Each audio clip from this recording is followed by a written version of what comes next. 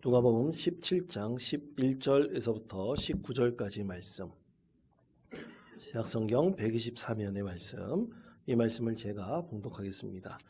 예수께서 예루살렘으로 가실 때 사마리아와 갈릴리 사이로 지나가시다가 한 마을에 들어가시니 나병 환자 10명이 예수를 만나 멀리 서서 소리를 높여 이르되 예수 선생님이여 우리를 불쌍히 여기소서 하거늘 보시고 이르시되 가서 제사장들에게 너희 몸을 보이라 하셨더니 그들이 가다가 깨끗함을 받은지라.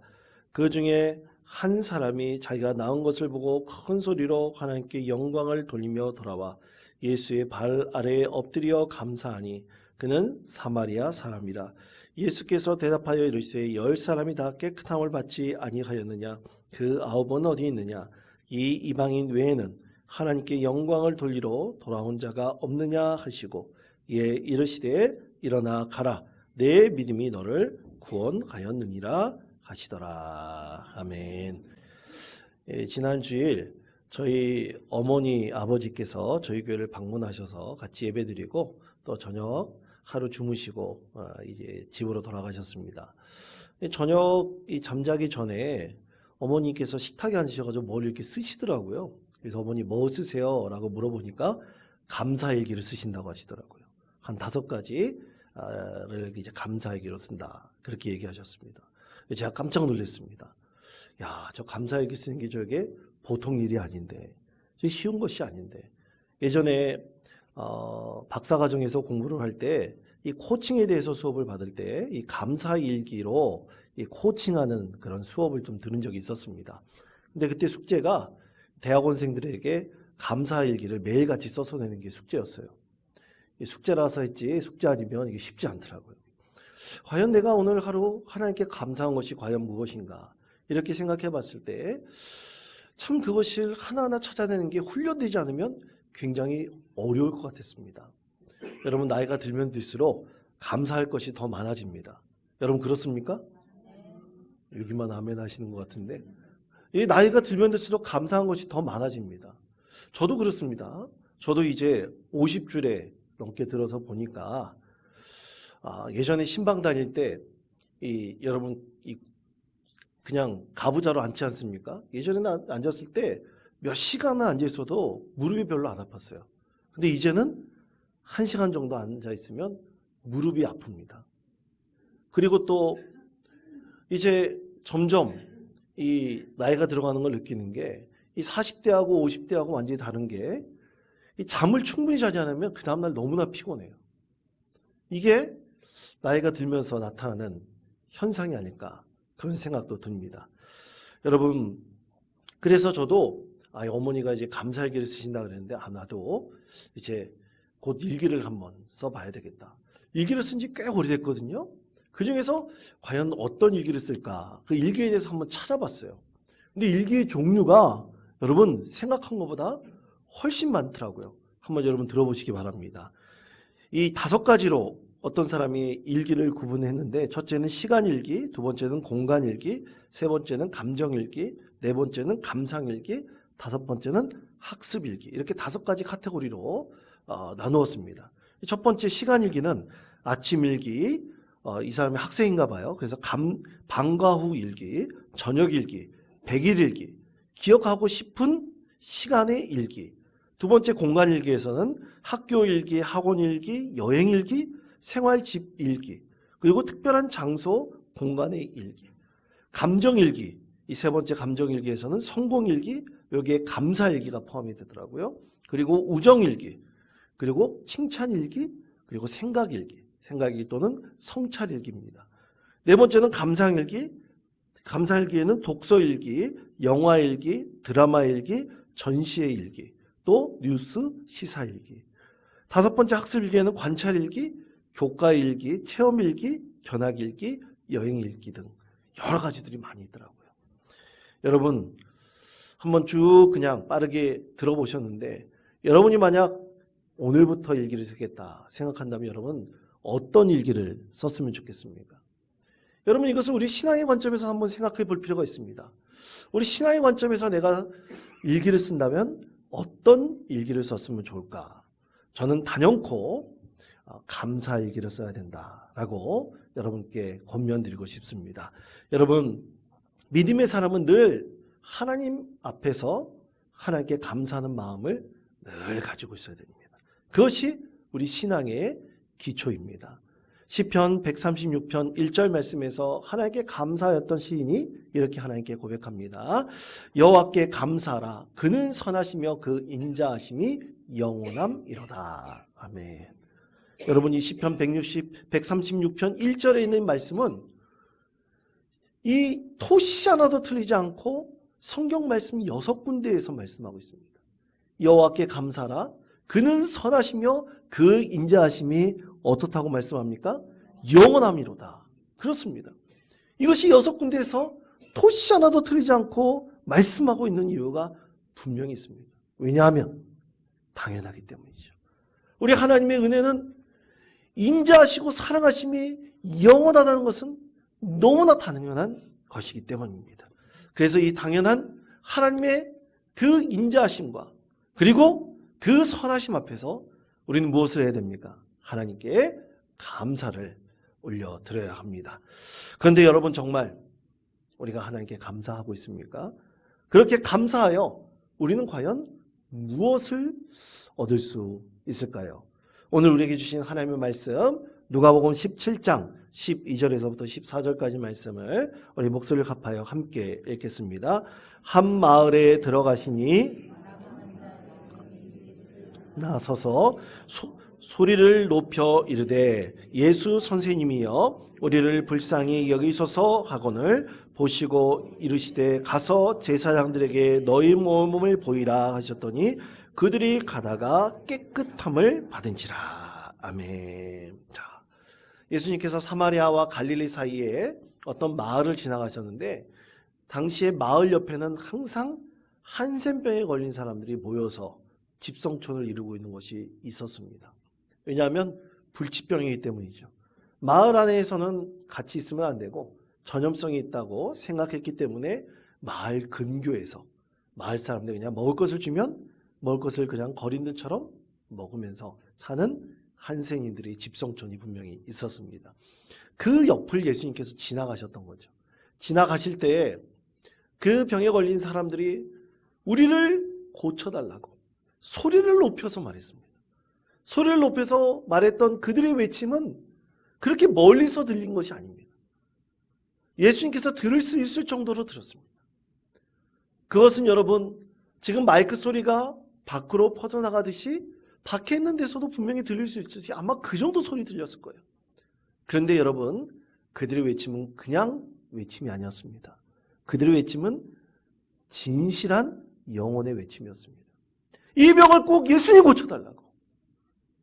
예수님 꼭 이 병을 고쳐주셔야지 우리가 살 수 있겠다고 하는 간절하고도 진정한 영혼의 외침이었습니다. 근데 여러분, 오늘 말씀에서 뭐라고 말씀합니까? 14절 말씀에 예수님께서 제사장에게 보이라.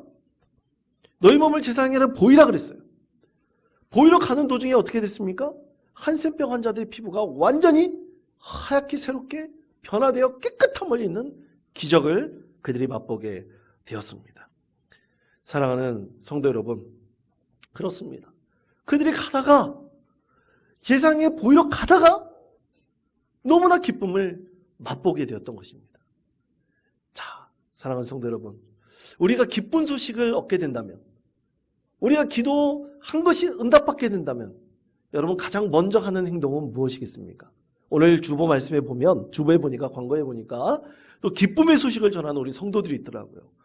여러분, 그 기쁨의 소식을 가장 누구에게 먼저 전하고 싶을까요? 예? 대부분 사람들 하나님 생각 안 합니다. 대부분 사람들 먼저 내가 사랑하는 사람에게 먼저 얘기해야지. 아내에게 얘기하지, 남편에게 얘기하지, 부모에게 얘기하지. 오늘 제사장에게 보이라 말씀하셨을 때 그 명령을 따라서 가던 한센병 환자들 10명이 가는 도중에 치유함을 얻었습니다. 치유함을 얻었는데요, 여러분, 이건 병이지 않습니까? 제사장에 가서 보이라고 하는 이유는 뭐냐면 제사장이 확인하라는 뜻이에요. 성경 말씀에 제사장한테 가서 몸에 이제 피부병이 생기면 그 피부병이 나았다는 것을 반드시 제사장에게 보여서 공식적으로 인정받으라고 성경에 말씀하고 있습니다. 근데 가는 도중에 나았잖아요. 가는 도중에 그들이 소원한 것이 이루어졌지 않습니까? 여러분, 우리가 만약 질병에 걸렸단 말입니다. 큰 병이 들었어요. 병에서 낫게 되었습니다. 의사가 진단을 해요. 의사가 진단했을 때 이 병이 나았습니다. 다시는 병원에 오지 않으셔도 됩니다. 여러분 얼마나 기쁠까요? 그때 기쁠 때 그 병의 나음에 대해서 가장 먼저 감사해야 될 사람은 누굽니까? 당연히 의사입니다. 의사에게 선생님 감사합니다. 선생님 때문에 내가 나았습니다. 선생님 너무나 고맙고 감사합니다. 가장 먼저 선생님에게 고맙다고 해야 되죠. 왜냐하면 병을 낫게 해줬기 때문입니다. 자, 그러면 가장 먼저 이 한센병 환자들이 누구한테 가야 됩니까? 당연히 예수님 가야 돼요. 예수님께 와서 예수님 고맙습니다. 예수님 감사합니다. 세상에 보이든지 세상에 보이지 않았든지 가는 도중에 오더라도 예수님 감사합니다 해야 됩니다. 그런데 9명은 오지 않았습니다. 딱 한 사람만, 한 명만 와서 예수님께 감사합니다. 고맙습니다. 이렇게 감사를 올려드렸습니다. 여러분, 이때 우리 예수님의 마음은 어떤 마음이셨을까요? 오늘 우리는 이 말씀을 통해서 아주 중요한 두 가지 포인트를 알 수 있습니다. 여러분, 감사는 반드시 표현해야 됩니다. 표현해야지 진짜 감사가 될 수 있습니다. 누가복음 17장 18절에서부터 19절까지 말씀 우리 다 같이 한 목소리로 읽겠습니다. 이 이방인 외에는 한 자가 없느냐 하시고 그에게 이르시되 일어나 가라 내 믿음이 너를 구원하였느니라 하시더라. 아멘. 자, 한 사람만이 예수님께 돌아왔죠. 그런데 9명이 다 유대인인지 아닌지는 모릅니다. 그러나 한 사람 돌아온 그 사람은 오늘 성경에서는 누구라고 말씀합니까? 사마리아인입니다. 사마리아인. 여러분, 유대인들은 선택받은 사람들입니다. 하나님이 선택받은 자들이에요. 그 선택이 너무나 귀하였는지 뭔지 모릅니다. 당연한 것으로 여겼는지 모릅니다. 그런데 여러분 어땠습니까? 9명의 선택받은 이 사람들은 예수님께 와서 하나님께 영광을 올려드리지 않았습니다. 다 한 사람, 사마리아 사람 한 사람만 와서 예수님께 감사와 영광을 우리 하나님께 올려드렸습니다. 그렇습니다. 오늘 예수님께서 말씀하신 가장 중요한 핵심 중 하나는 반드시 표현하는 겁니다. 내가 감사한 것이면 당연히 표현해야 됩니다. 감사할 대상에게 표현해야 되고, 특히 우리는 누구에게 표현해야 됩니까? 하나님께 감사와 영광을 올려드려야 됩니다. 로마서 1장 21절에 이렇게 말씀합니다.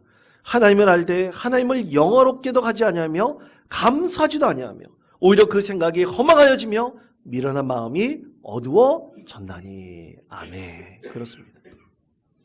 하나님을 아는 그리스도인들이 하나님을 알지만 하나님을 영화롭게도 하지 않고 감사도 하지 않는다면 진정한 그리스도인이 아니죠. 감사를 표현하지 않는 것은 죄가 될 수도 있습니다. 그러므로 성도 여러분, 우리가 하나님께 응답받은 것이 있고 은혜를 받은 것이 있다면 반드시 우리 하나님께 감사합니다. 하나님 고맙습니다. 온전히 표현할 수 있는 믿음의 성도 되시기를 축복합니다. 자, 그런 의미에서 우리 감사를 한번 표현해 볼까요? 연습해 보겠습니다. 이렇게 감사를 했으면 좋겠습니다. 먼저 하나님, 우리가 예배할 수 있게 하심에 감사합니다. 여러분 저를 따라 하시기 바랍니다. 하나님, 우리가 예배할 수 있게 하심에 감사합니다. 하나님, 우리가 예배할 수 있게 하심에 감사합니다. 두 번째, 하나님 우리에게 건강 주심에 감사합니다.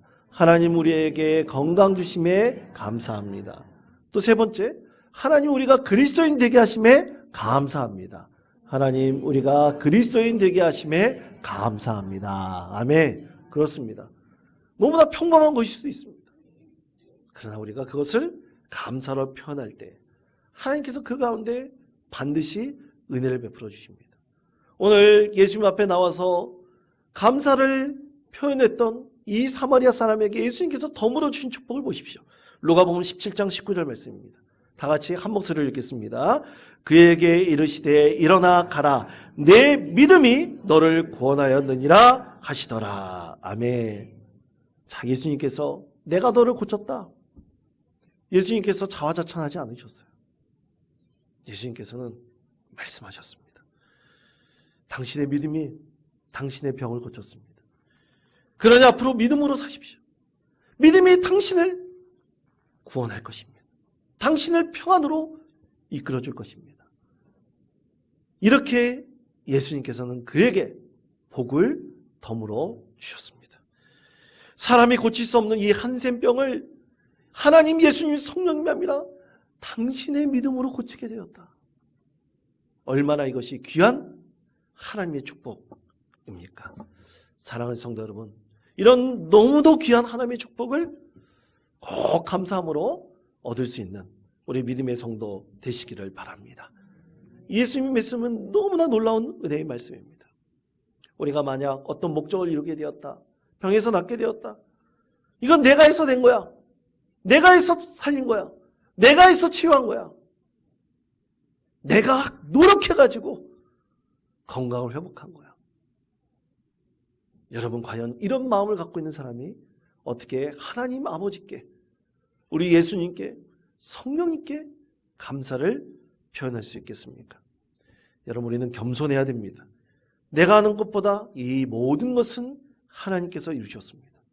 하나님께서 나를 살리셨습니다. 하나님께서 복을 주셨습니다. 하나님 감사합니다. 고맙습니다. 하나님께 내 마음의 기쁨을 표현할 수 있는 우리 믿음의 성도 되시기를 축복합니다. 두 번째는 감사는 바르게 표현해야 됩니다. 반드시 바르게 표현해야 됩니다. 누가복음 17장 16절 말씀 우리 다 같이 한 목소리 읽겠습니다. 예수의 발 아래에 엎드려 감사하니 그는 사마리아 사람이라. 아멘. 자, 어떻게 했습니까? 예수님의 발 아래에 엎드렸습니다. 그는 예수님 앞에 납작 엎드렸습니다. 온전한 바른 그의 감사의 표현이었던 것이죠. 예수님께서는 이걸 하실 때 돈 가져와라고 말씀하시지 않으셨습니다. 오직 이 한마디면 충분했습니다. 그의 행동이면 충분했습니다. 그래서 우리는 하나님께 감사할 때 하나님 진심으로 감사합니다. 그냥 피상적으로 다른 사람들 눈치 보면서 감사하는 것이 아니라 하나님 이것을 허락하시면 너무나 감사합니다. 나를 이렇게 이끌으시며 감사합니다. 나의 몸과 마음과 영혼을 다해 감사하는 자에게 하나님께서는 반드시 복과 은혜를 우리 가운데 허락해 주실 것입니다. 이 의용 교수가 쓴 감사일기라는 책에 보니까 감사의 눈이라는 아주 재미난 이야기가 있더라고요. 이렇게 설명을 합니다. 감사 생명에는 감사할 거리가 아예 안 보인다. 감사 약시는 감사를 보고 싶어도 잘 안 보인다. 감사 근시에는 눈앞에 감사만 보인다. 감사 원시는 남의 감사는 보이는데 자기 감사는 잘 안 보인다. 감사 난시는 감사를 보기는 보는데 흐릿하고 선명하지 않다. 감사 짝시는 한편의 감사만 보인다. 감사 착시는 감사의 핵심을 잘 보지 못한다. 이들 모두의 공통점은 감사를 제대로 볼 수 없다는 것이다. 그렇습니다, 여러분. 우리가 진정으로 감사하는 것을 제대로 보고 진심으로 표현할 수 있는 믿음의 성도 되시기를 권면합니다. 하박국 선지자는 하나님께 이렇게 감사했습니다. 하박국 3장 17절 18절 말씀입니다. 우리 다 같이 한 목소리로 읽겠습니다.